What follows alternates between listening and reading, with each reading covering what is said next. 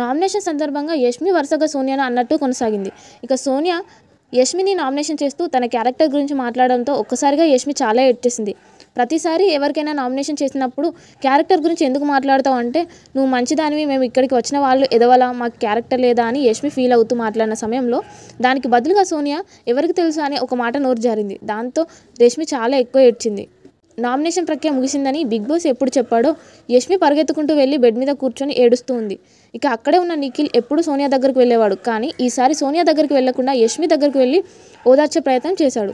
యష్మి ఎవరో ఏదో అనుకుంటే నీ క్యారెక్టర్ దిగిపోతుందా, నువ్వేంటో అందరికీ తెలుసు, ఎందుకు అంత సీరియస్గా తీసుకొని ఏడుస్తున్నావు అని అడిగాడు. అప్పుడు యష్మి నువ్వు ఆమెకు సపోర్ట్ చేస్తున్నావు అని అడగగా, నేను ఆమెకు సపోర్ట్ చేస్తే టాస్క్లో నేనెందుకు గెలవాలనుకున్నాను అని నిఖిల్ వివరించాడు. యష్మి సోనియా గురించి నాకు తెలిసింది కాబట్టి ఆమెకు దూరంగా ఉంటున్నాను. ఎప్పుడు నేను సోనియాను ఓదార్చేవాడిని, కానీ ఈసారి నీ దగ్గరికి వచ్చి ఓదార్చాను. ఎవరి క్యారెక్టర్ ఎలా ఉందో నాకు తెలుసు అని నిఖిల్ చెప్పాడు. ఏదేమైనా సోనియా క్యారెక్టర్ గురించి మాట్లాడడం ఎంతవరకు కరెక్ట్? ఫ్రెండ్స్ కామెంట్ చేయండి. మరిన్ని అప్డేట్స్ కోసం మా ఛానల్ని చూస్తూనే ఉండండి.